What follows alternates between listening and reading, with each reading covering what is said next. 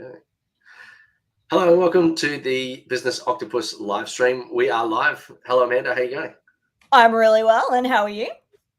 Fantastic. So today we're going to be talking about how to make multi-million-dollar company, or how to make a multi-million-dollar company, because a lot of times people think that, they've got to strike it lucky, get black at the casino or red, or get the 000 at the top, whatever, and make all their money. But it really just does take a structured process to get from where you are to where you want to end up.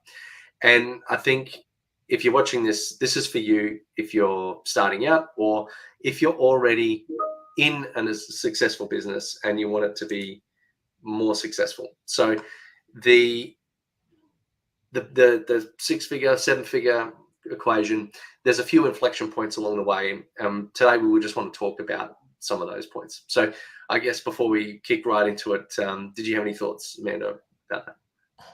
Look, as someone who's been on, the business owner's journey, a lot of what we're going to talk about today, I wish I had from day one. So if you are just starting out, like Avon said, or if you're in that spot, maybe you're stuck, maybe you need to get to that next level and you just don't know what that next step is, what the lever is that you need to pull, I guarantee you there's some gold here today. So let's get stuck into it. All right. Well, first of all, everything is a test. We sort of alluded to it early on, is that, you don't know what the market wants, and your proposition and what you do, even though you might copy someone exactly, you're going to deliver it differently. You're a different person. You have different audiences. You have a different vernacular. You attract a different type of person. And when you deliver that as a product or service, then your delivery is going to be different. Your the way it is perceived, the quality with which it comes is different. So everything has to be tested, from the product fit, market fit, to the service delivery side, to the emails you send, the brand colors. I know the website we started with is certainly not the website we have today. Exactly. What's been your experience with testing? Oh, look, and again, it's something that I just was not familiar with or not taught to test. So, I was one of those people when I first started out, I took every business coach's or every marketer's words as gospel, and I just bought into how they were telling me to do things. And the big thing that was missing was the testing part. It's like, no, if you follow this system or this process, it will work because we've tested it and we know it will work. But as Avon was just saying, team, you've got to get in and you've got to test it based on how you show up, how you do things, and what your business is all about. So I wish I'd known that from the beginning. It's something I've probably started doing in the last 2 years, and that has actually been a game changer for me. Actually being comfortable with testing and knowing that, hey, it may not be the gold, it may not be the win, but testing gives us information so we know which direction to head in next. Yeah. And, what worked for someone else doesn't mean it's going to work for you. Maybe they had a lucky break, there's plenty of millionaires and billionaires out there that have gone, it was really hard coming up through the ranks. And, my multi-million-dollar, father-in-law or something gave me $1 million loan. Like, there's a lucky break that not everyone's going to get. So you can't really pin your success or failure on someone else's. It's just not fair to yourself. Exactly. And I think the other thing to be aware of, like you mentioned that, that $1 million loan that someone got, often they're not talking about that when they're talking about how they became successful. So remember, every success story might have some pieces left out. Did you see the meme going around with, I think it's Victoria Beckham, and she's in an interview and she's like, we had it really tough growing up. And then, what's his name? The soccer player sticks his head in and goes, be honest. And she's like, he's like, what car did you drive? And he's like, a Rolls Royce. So kind of not the tails to say that she had it tough growing up, and really, she just made a lucky break, got on a singing group, and then got marketed out to the world. Then, hence the Spice Girls. So sometimes you do get a lucky break. That doesn't happen for everybody. Yeah, called out by your husband, no less. Exactly. Nice one, David. Love it. David, that's his name. Yeah, so good I can't remember. So all I know is apparently there's a movie about him bending it. anyway, so to not everything goes to plan, and sometimes from a failure perspective is that I don't think if you haven't failed, you really haven't earned your stripes as an entrepreneur. If you haven't stuffed something up, if you haven't made somebody cry, lost hundreds of thousands, if not millions of dollars, if you haven't, was it saying if you want to make it on, you got to break a few eggs. As 100%. much as that sucks, you really need to be comfortable with failure. I think Elon, there was an interview with Elon Musk's wife or ex-wife, and she said that you have to be comfortable with a level of failure and disappointment and stress that would break most people. And as soon as good advice. That's such good advice. Yeah. Well, yeah, sad but true. I mean, it would be nice if we could all have, rainbows, lollipops, and successful businesses, but it just doesn't work that way. It would be amazing. It would be amazing. Like, I know myself as a person, I am extremely risk averse. So that was a big change for me, being like really pushing myself to be risk tolerant or willing to take risks, because that allowed me to move into that testing phase where I was prepared to fail, and I was okay with failing, because ultimately the failure takes you closer to the thing that you're trying to achieve. Well, all it is feedback, right? On the thing that 100%. You shouldn't do, or the product that didn't work, or something like that. I think that you need to be a little bit pragmatic about that, in that a lot of times people get very emotionally attached to certain things that they're trying, and you really need to disconnect that from your thinking, because if you do, one, that's going to destroy you more than if you just stuff something up and went, oh, well, such is life, let's try the next thing. That's it. Exactly. So being emotionally attached means that you will reinforce failure for longer. I know a lot of times, particularly with things like, ad spend, you dreamed up this beautiful ad, you put it on, and you put, $10, $20, $30, $100 a day or something on it, and no one clicks, no one buys, no one does anything. And then you're like, but it was the best ad. I came up with this idea, and it's like my idea because it was right in, came from my brain, and I thought about it long and hard, and I worked really hard on it. No one cares. Just do the next thing. That's it. And that's where you need some kind of framework or system or process, so that you've got multiple attack points, if you like, or multiple approaches, so that you can go, okay, this one didn't work, we'll bring this one in, and this one didn't work, and we'll bring this one in. And by doing that, you're almost limiting your ability to get emotionally attached, because you've got these multiple potential options, right? I have a concept of everything's a pipeline. So whether it's your customers, suppliers, employees, friends, right? So you start with a large number, you filter down to a slightly smaller set and a smaller set and a smaller set, and then the ones that convert, then great, But the pipeline concept could be products that you're trying, could be systems that you're trying. It's kind of processing the conversations that you're having at scale. So it could be the interaction that you're having with potential customers. That's the most common thing that people associate as being a pipeline. But the recruitment pipeline is also a pipeline, right? So you've got hundreds of people apply, a dozen get the interview, one or two make it through. That's a pipeline. So by approaching everything as a pipeline, now you emotionally detach yourself from the process. So you're now no longer personally tied to the success or failure of everything. You know that it's just going to work through to the one that makes it in. And if they don't, well, I'm just going to fill the top of the pipeline again.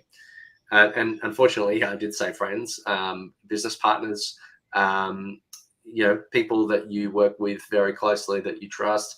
Over time, things change. And if you're the one that comes out on top, that's resilient, then, great.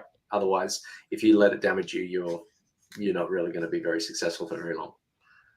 That's a really good point, Avon, about resilience. So that's one. I don't think we put that on our list earlier when we were talking about things that are important. Resilience is so crucial, because like you were just saying, if you're going to fall down and not get back up for 6 months, if you have maybe a failed partnership, for example, where does that put you? That's 6 months that you've lost moving things forward, moving that needle forward. So how do we be more resilient in those situations? I feel like that would be a good one for the listeners. Well, I think if you're constantly testing, right, you're constantly failing. So then ideally you're testing with a lot of little things. You, like I said, you don't want to go down the casino and put all your money on black in the hope that in this 50-50 shot that you're going to win. But you could put, $1, $2 or something, like small bets early on. So like if that's a business partner, do a few Mhm. small projects to trust first rather than before Love it. going all in. But like you can't do all these things alone. So you're going to have to at some point get a business partner or team members or something like that. Like everything takes a team, and particularly if you're going to get to that multi-million-dollar company, more than likely not going to do it on your own unless you have some really high value skill that absolutely no one else has. Yeah. So in order to do that, you then need to build not just for yourself, because everybody, when they experience things, they're doing it themselves. That you have a lot of self-aware moments where I know that I'm doing something, but as soon as you try to translate it to somebody else, they don't. That you have all this assumed knowledge. They can't just automatically relate it back to 100 experiences that you've had. You have to put it in the middle. You have to document it, and then you have to allow them to experience, figure it out, make mistakes, and be comfortable with them making mistakes. So not only do you have to be comfortable with your own mistakes, you then have to get comfortable with other people's. Absolutely. And that's something I've struggled with. Avon, I'm not sure about you. There's something that you talk about, you might be able to remind me, being comfortable with them getting to 80%, or how do you put it? Tell me how you put it across.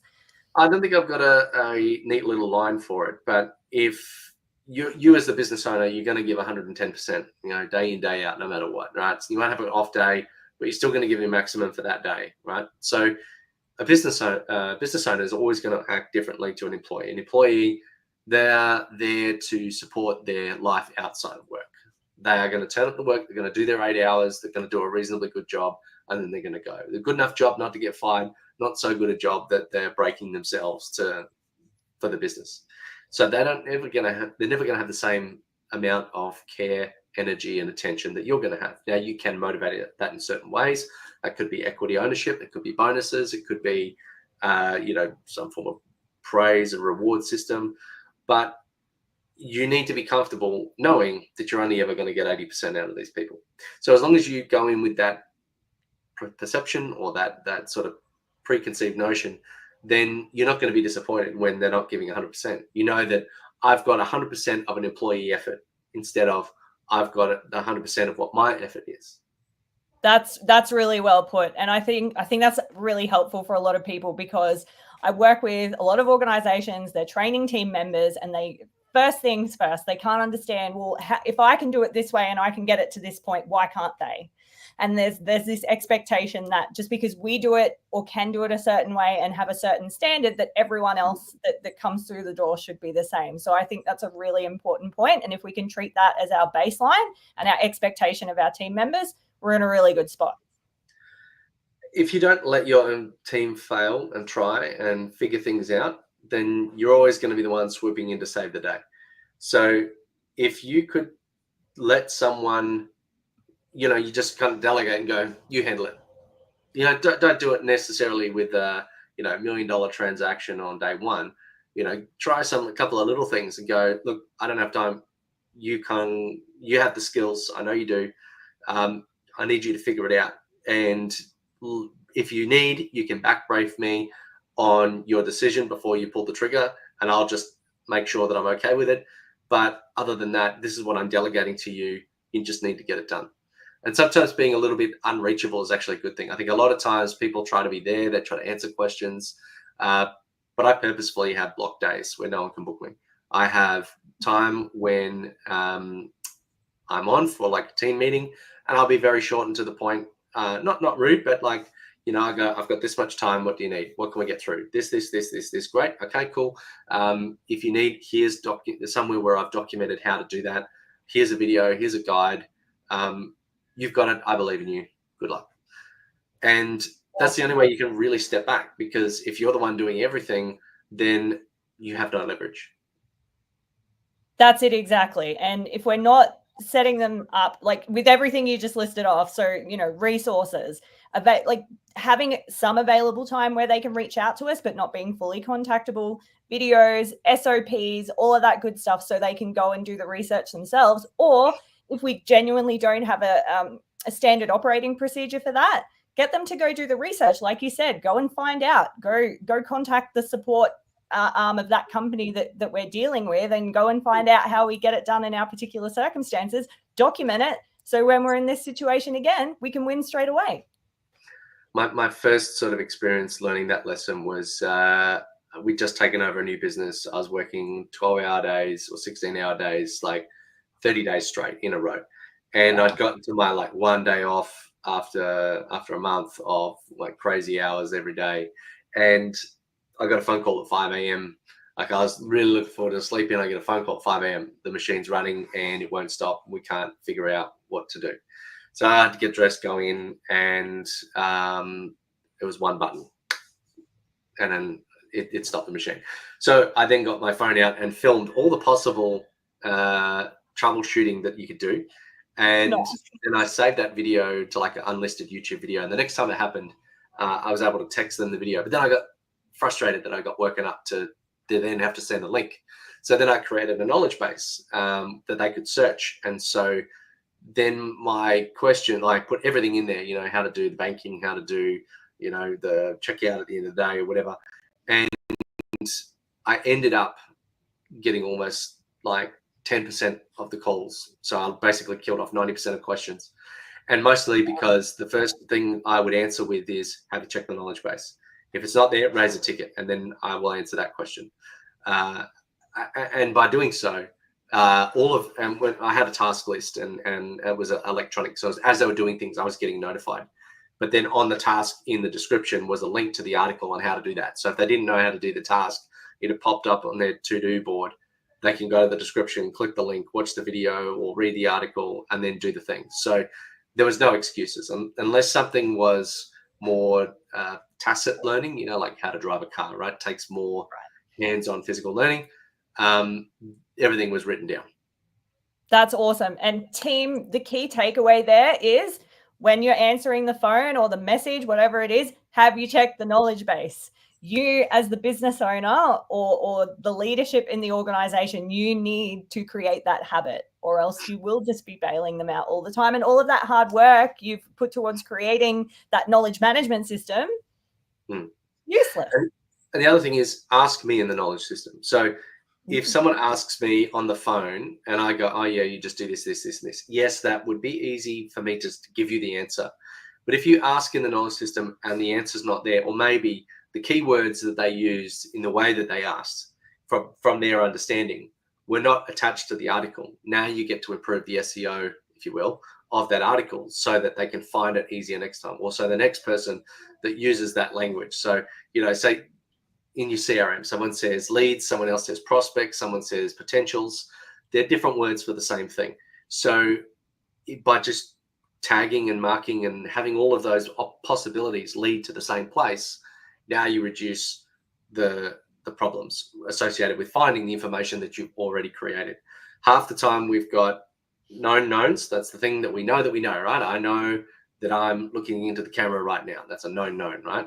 Then we've got known unknowns. I know that I don't know how far it is between me and the moon. I know that's a known unknown, but I know that I could go research that. Then there is our known unknown unknowns, which is I don't know what I don't know. There's probably 1,000,001 awesome things that I don't know exist, and I won't be able to figure it out because I don't know what to search for or that there is that possibility. But then the worst thing is unknown knowns, right? It's a problem you've already solved. It's something you've already written down and you can't find it, or you don't know that you've already solved it.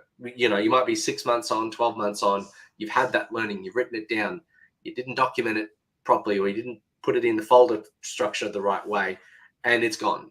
Even though it's somewhere in your ecosystem, you can't find it. And so all of that time, energy, and effort spent fixing that thing is kind of a bit of a waste. So you want to try and avoid that as much as possible by making it searchable. That's right. And when I work with clients, I see that all the time. So they've got this wealth of knowledge, and it's in about 1,000,000 different places, maybe not 1,000,000. It could be 5, and you need to search in 5 different places. Like you said, it's not searchable. Maybe they haven't been updating it as they went, like you were talking about with, the ways that different people interpret things or the language that they use. And then it becomes this mammoth job that keeps getting put off and not entertained for months and months on end, which is just costing you time and money. So the more that you're on top of this as you go, the better off you are. Yeah, or buried in a Word doc there somewhere that saved in a place that no one's going to find, no one has access to, and no one knows what they're looking for. Yeah. Yes, all the time. And like leading into that is that no one knows everything, and so one of the best things you can do is have communitized knowledge creation. So that's where your team are writing articles as well on how to do things, because if I say, here's a process, here's what I think, and then I tell my staff member, I want you to write the article on how to do it, because that's one, they have to research it whilst they're writing the article. 2, they're going to write it in a way that they understand, in language that I would probably shorthand thinking that they should know, but they don't have my experience and I don't have theirs. So by combining our knowledge together, I actually have a much better chance of having something that somebody fresh off the recruitment cycle the next day can come in and read it and go, I know what to do. So if we're generating knowledge that is team built, that's so much better. And in a rapidly scaling company, there's things that I'm just not good at, don't know. Like there was an article written the other day. It was a code snippet from the dev team. I don't know how to write that code. And it's now in our repository that could be used forevermore by the rest of the company. So, we reward that sort of behavior. Incredible. So I think, one thing that business owners can't do is see the forest for the trees. Absolutely. They think that there's 1,000,001 things, there's all these apps to try, and there's all these, things to test. There's all these staff that they could potentially hire, all these challenges and problems, 1,000,000 of them. Are they going to spend time on the right ones? Probably not. And so you're too close to the problem and you can't see what you actually need to solve. So how would you solve that? Me personally, well, biggest change I ever made in my business was deciding what things are going to move the needle forward. So if I'm involved with this community, or if I'm doing this activity, is it actually going to help me to hit this goal that's on my whiteboard in my office? Is that actually going to move the needle forward? So when we get in this mode of, oh my goodness, there's all these shiny objects and I want to play with all of them and I want to do the things, ultimately you can't do any of them if you are not hitting that next revenue target or whatever it is in your business that you've set that's going to move you to that next level. So ultimately you need to decide, okay, what are my 5 daily activities, 10 weekly activities, 20 monthly activities, whatever it happens to be, that are going to move that needle forward. Kind of sounds a bit like ends goals versus means goals. So yes, the ends goal is make that revenue target, or for an easy example, get a 6-pack abs, right? The means goal is bite-sized chunks of things. So it could be a few things that lead to the big thing. So, do some sit-ups, go for a run, check your diet. Maybe you can only, you only can run 2 or 3 kilometers at your current fitness level or whatever, or you can only do 20 sit-ups or something like that. Just do that. That's a means goal, right? That'll get you towards doing a higher number of all of those things, and it will also contribute to the overall goal.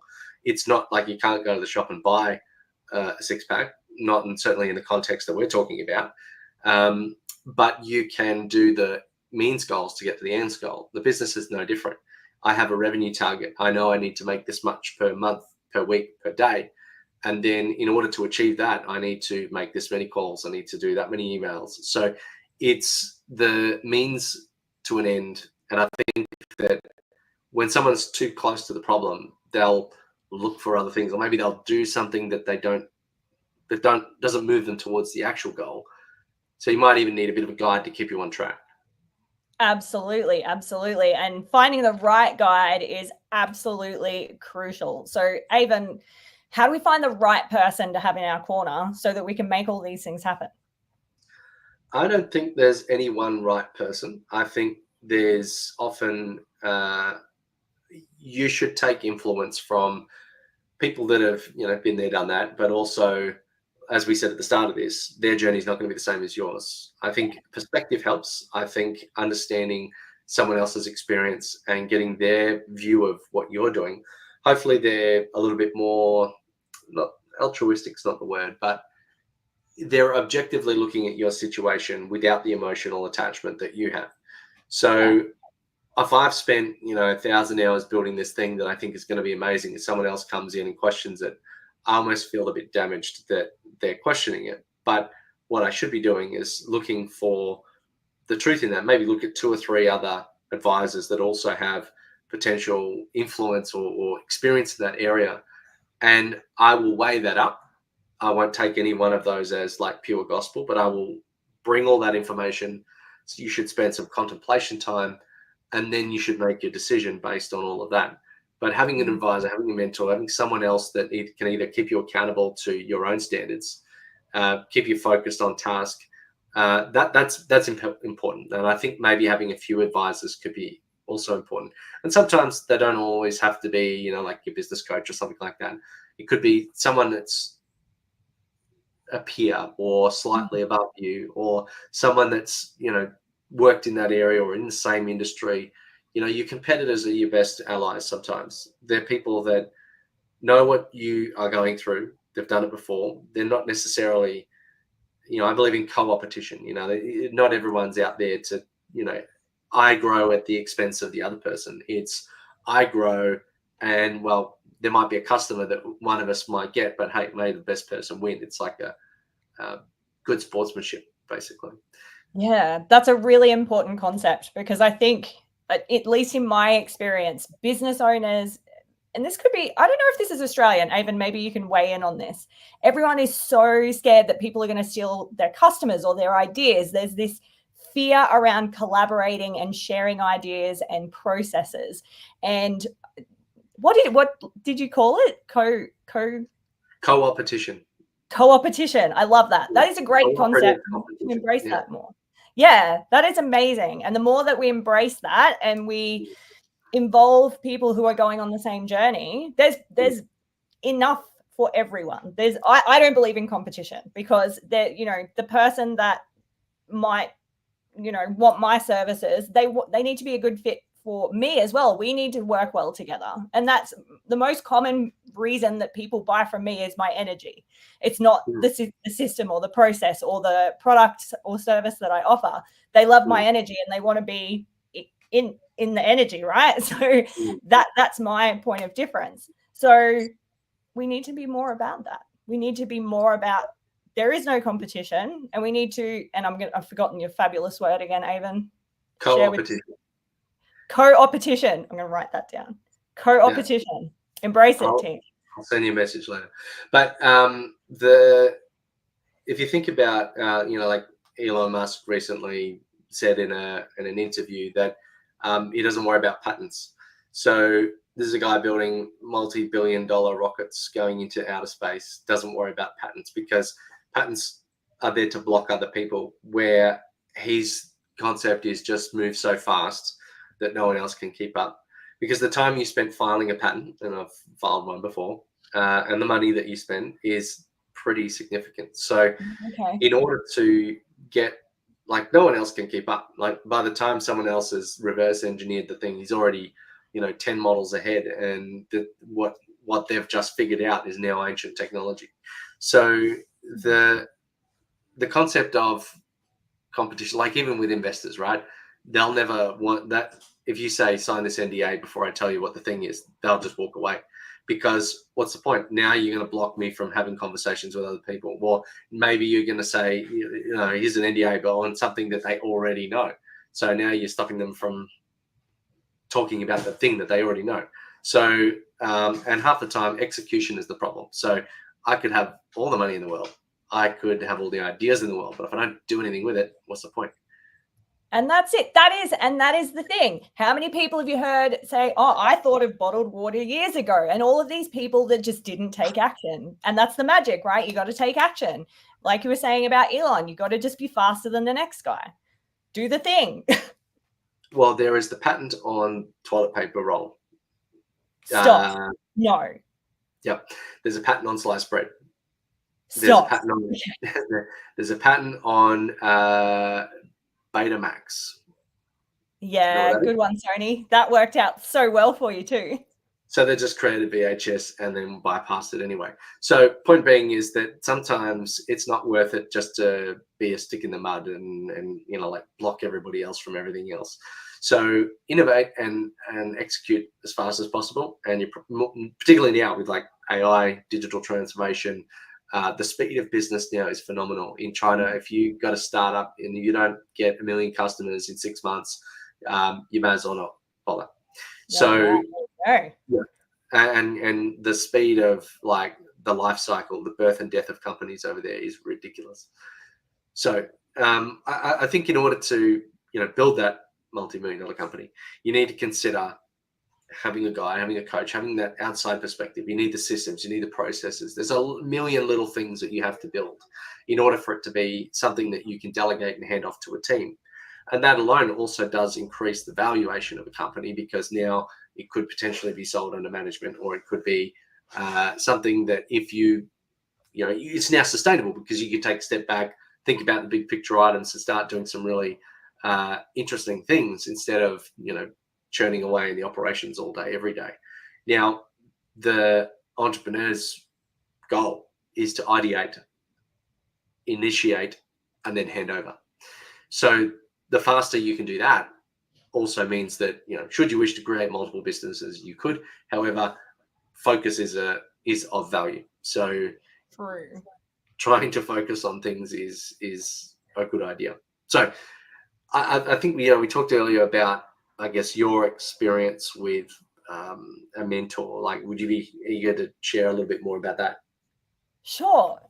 So I have had multiple mentors, coaches over my business journey. And I think for me, I tried to, okay, so they know what they're doing and I have to do everything exactly as they tell me. And I bought into that for such a long time, and it was to my detriment. So the point that you made earlier about just taking little bits from everyone and taking your own time to ponder and really consider, okay, what is the best move for me and my business right now, and then make the move. That's really powerful. And that's something that I've started doing more recently. And it's been so much better, not just for the business, because the business is growing faster than it ever has, but for me as a human, there's no ick there, to get very technical, because before it just felt terrible, because you're trying to be this thing that you think you have to be to get your business to a certain point, but it's not actually like that at all. Yeah, I think rather than telling you what to do, is help you arrive at a decision through your own understandings, or maybe help, you know, highlight new information, but, you know, allow you to arrive at the decision based on clarity around the information, but then also, yeah, getting a reasonable kick up the ass to do the right thing, or do the thing you don't want to do. Sometimes, and that's it. Yeah. So many of us avoid the things that we have to be doing, don't we, business owners? And that's what gets us held back a lot of the time. So we go for the shiny object, or the thing over here, instead of being consistent at the things that really matter. I think, you know, there's certainly tasks that I enjoy more than others. But if you get your kill list out of the way, you get it done. You know, eat the frog, whatever you want to call it. The faster you know, I have a concept of pull the pin and see what's next. Like, you know, get on the other side of that annoying thing or that frustrating thing as fast as possible, because then the problem arises mostly out of anticipating the problem rather than actually facing the problem. Exactly. And just get in, get it done, and go, okay, I'm going to start. I'm going to do 5 minutes and get into it. And then by the time that 5 minutes is, you've probably got a really solid start, or you've probably got it done, because we tend to procrastinate on the things that don't take all that long to get started. So just get in and get it done. And one of the ways that we can get it done is we're building an application to drive or to do an initial measurement, to then find all the weak areas, and then start to focus in on making sure you've got all the basics nailed. And that is Octopus Management, working title.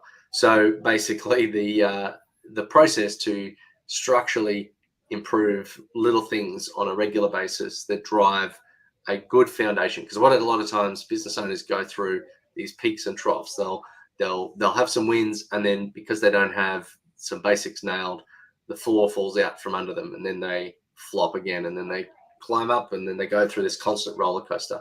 But if you just get the basics nailed, then it's a much more steady one step after the other, and it makes it a lot easier. In the Relevate community, we've got heaps of guides, info, tricks, tips, great people to network with, including Amanda and myself, and some other more advanced programs, should that be right for you. But nonetheless, if you're watching today, we really appreciate it. Thank you very much for coming along. We do try to do these weekly.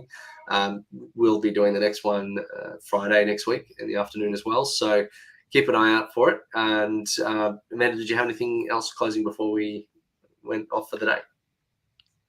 Absolutely. Check out the community team. It's amazing. Like Avon said, there's cool people in there that know a lot of cool stuff. And there's just heaps of information, and you can take it in at your own leisure and decide which way you want to move.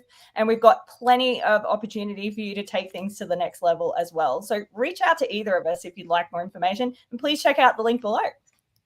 I think also what you're saying about being able to take it in whenever you like you happen to be overseas in Italy at the moment. So I sure am. We've got people in all over the world that are accessing it whenever they like. We have opportunities to catch up.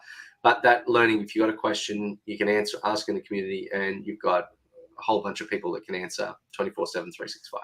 So absolutely. Thank you for watching. You stay classy. We'll see you next time. Catch you soon.